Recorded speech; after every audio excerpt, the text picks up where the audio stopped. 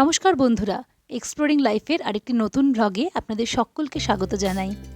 আজ আমাদের কাশ্মীর ভ্রমণের ষষ্ঠ দিন 26শে অক্টোবর 2023। আমরা পেহেলগামে হোটেল গ্র্যান্ড আকবরের একদম টপ ফ্লোরে ছিলাম এবং ভোরবেলা জানালা খোলার পর যে নয়নাভিরাম দৃশ্য আমাদের সামনে ভেসে ওঠে তাই আপনাদের সাথে শেয়ার করছি। আমরা সকাল সকাল রেডি হয়ে বেরিয়ে পড়ি পেহেলগামের সাইট সিনের জন্য। আমরা আজকে পেহেলগামে 3টি স্পট ঘুরব। সকালবেলা চন্দনবাড়ি, বেতাব ভ্যালি, আরু ভ্যালি, বিকেলে বৈশারান ভ্যালি। প্রথমেই পৌঁছে যাই আমরা চন্দনবাড়িতে। চন্দনবাড়ি পৌঁছানোর সময় এবং তার পরে রাস্তাতেও আমরা একটা অনুভূতি হয় যে সেখানকার ওয়েদার ঠান্ডা প্রচণ্ড বেশি ছিল, আমরা রীতিমতো কাঁপছিলাম গিয়ে। পেহেলগামের টেম্পারেচার শ্রীনগরের থেকে এমনিই কম থাকে, তো চন্দনবাড়িতে সেদিন আরও ঠান্ডা বেশি ছিল। তো পৌঁছনের পরেই আমরা চন্দনবাড়ির একটা রুক্ষ সবুজে মেশা সৌন্দর্য দেখে মুগ্ধ হয়ে যাই এবং এক জায়গায় দাঁড়িয়েই চারিদিক আমরা দেখতে থাকি। এই চন্দনবাড়ি থেকেই শুরু হয় অমরনাথ যাত্রা। এটি পেহেলগাম থেকে আনুমানিক 16 কিলোমিটার দূরত্বের মধ্যেই অবস্থিত। দেখুন কি সুন্দর পাহাড়ি নদী কলকল করে বয়ে চলেছে। জায়গাটি বেশ নির্জন ছিল, ফাঁকা ফাঁকা ছিল এবং ওই নির্জন নিস্তব্ধ জায়গায় দাঁড়িয়ে এই পাহাড়ি নদীর বেশ গমগমে কলকল একটা শব্দ খুব ভালো লাগছিল। আমরা চুপচাপ দাঁড়িয়ে এই সৌন্দর্যকে উপভোগ করছিলাম।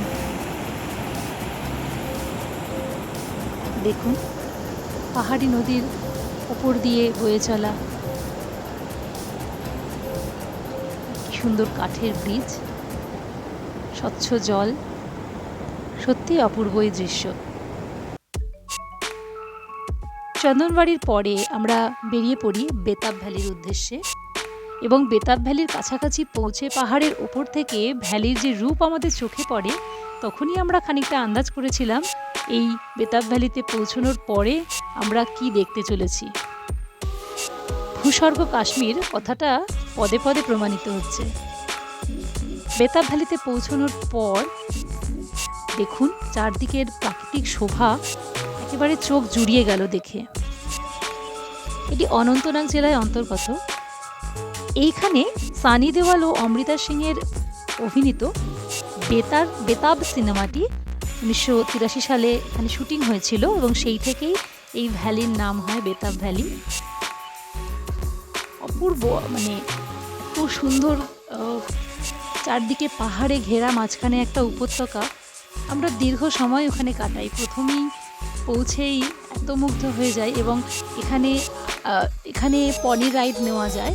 আপনি চাইলে পনি রাইড নিয়ে কয়েকটি স্পট আছে, আপনি দেখতে যেতেই পারেন। তো আমরা পনি রাইড নিইনি, তার কারণ আজকে বৈশারান ভ্যালিও যাওয়ার কথা আমাদের। তো আমরা ওখানে দাঁড়িয়েই সৌন্দর্যটাকে উপভোগ করতে থাকি। বেশ খোলামেলা, অনেকটা বড় ভ্যালিটা এবং প্রচুর লোকজনও ছিলেন। দেখুন কত খোলা জায়গা। আমাদের বাচ্চারা খুব ওখানে আনন্দ করছিল, খেলাধুলা করছিল এবং ওখানে আমরা আরেকটি জিনিস দেখতে পাই, সেটা হচ্ছে শাল তৈরি হয় সেই পশমিনা গোট। দেখুন আমাদের বাচ্চারা ওদের সঙ্গে খেলছে। ওরা বেশ ছুটোছুটি তৈরি করতে শুরু করেছিল এবং আমরাও মুহূর্তগুলোকে ক্যামেরাবন্দি করেই রাখছিলাম। তারপরে আমরা বেরিয়ে পড়ি আরু ভ্যালির উদ্দেশ্যে এবং যাত্রাপথের প্রতিটি ভাগে দেখুন পাহাড়ের কি অপরূপ শোভা আমাদের সঙ্গে সঙ্গে চলেছে যেন। পৌঁছে গেছি আরু ভ্যালি। এখানে বেশ ভিড় ছিল। এটিও পাহাড়ে ঘেরা খুব সুন্দর একটি ভ্যালি। এখানে যাওয়ার পথে আরু ওয়াইল্ড লাইফ স্যাংচুয়ারির ভেতর দিয়ে আমরা যেতে হয়েছিল। তো সেখানে এন্ট্রি ফি লেগেছিল 25 টাকা করে পার টিকিট। চারদিকে পাইনের জঙ্গল আর মাঝে আরু ভ্যালি। এখানেও বেশ ঠান্ডা ছিল সেদিন। আমরা আরু ভ্যালি পার করে লাঞ্চ করে বিকেলে বেরিয়ে পড়ি বৈশারণ ভ্যালির উদ্দেশ্যে পনিতে চড়ে বা ঘোড়ায় চড়ে। রাস্তাটি কিন্তু বেশ রোমাঞ্চকর ছিল। এই যে আমরা মাঝে দাঁড়িয়ে কিছু ছবিও তুলি। তারপরে পৌঁছে যাই ইন্ডিয়ার মধ্যেই থাকা মিনি সুইজারল্যান্ড বলে যে ভ্যালিকে, অর্থাৎ বৈশারণ ভ্যালিতে। দেখুন অপূর্ব জঙ্গল, সবুজ, পিছনে পাহাড়ের চূড়োগুলো, যেন মনে হচ্ছিল কেউ নিজে হাতে খুব যত্ন সহকারে সাজিয়ে দিয়েছে এই জায়গাটিকে। ভীষণ সুন্দর, শুধু বসে থেকে তাকিয়ে থাকলেই চোখ মন দুই যেন ভরে যায়।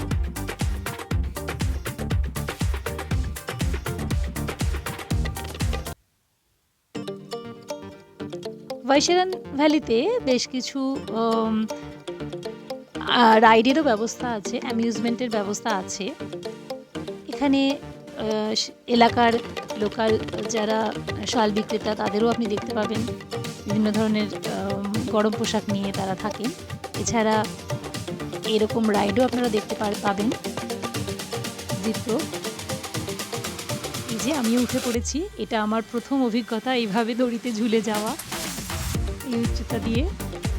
তো ভীষণ এনজয় করছিলাম এবং চারপাশের ভ্যালিটা যেন আরও সুন্দর দেখা যাচ্ছিল। আমি ক্যামেরাবন্দি করার থেকে মনোযোগটা বেশি চলে যাচ্ছিল চারপাশের দৃশ্যের দিকে।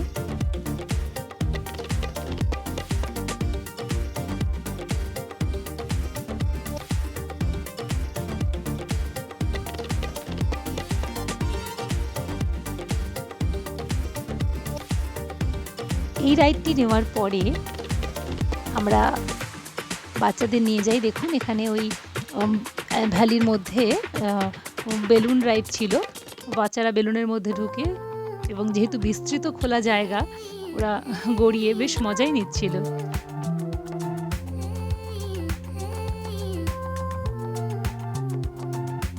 বাচ্চাদের কিন্তু এই জায়গাটি বেশ ভালোই লাগবে বলে মনে হয়। ছুটে খেলে বেড়ানোর জন্য অনেক জায়গা আছে, আর অ্যামিউজমেন্টের জন্য রাইড তো রয়েইছে। সারাদিনের পর যেহেতু আমরা বৈশারণ ভ্যালি পৌঁছেছিলাম, আমরা এইখানে বসে বেশ রিল্যাক্স করে অনেকটা সময় কাটিয়েছি এবং এই পাইন ফার গাছের জঙ্গলে ঘেরা এই যে ভ্যালি, এর সৌন্দর্যকে উপভোগ করেছি বিভিন্ন অ্যাঙ্গেল থেকে। দেখুন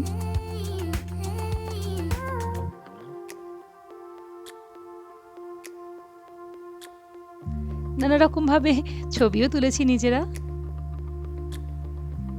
এরপরে আমরা হোটেলের উদ্দেশ্যে ফিরতে থাকি পেহেলগাঁওয়ের একটি গ্রামের মধ্যে দিয়ে। পেহেলগাঁওয়ের সৌন্দর্য বুকে ভরে পেহেলগাঁওয়ে আমাদের আজকেই শেষ রাত্রি। কাল আমরা আবার শ্রীনগর ফিরে যাব। সকলে খুব ভালো থাকবেন। আজ এই পর্যন্তই। বন্ধুরা, এক্সপ্লোরিং লাইফের এই ভিডিওটি আপনার ভালো লেগে থাকলে আশা করব লাইক বাটনে ক্লিক করবেন এবং আপনার মূল্যবান মতামত কমেন্ট বক্সে জানাতে ভুলবেন না যেন। চ্যানেলটি ভালো লাগলে সাবস্ক্রাইব বাটন ক্লিক করুন এবং নতুন ভিডিওর আপডেট পেতে বেল আইকনে ক্লিক করবেন।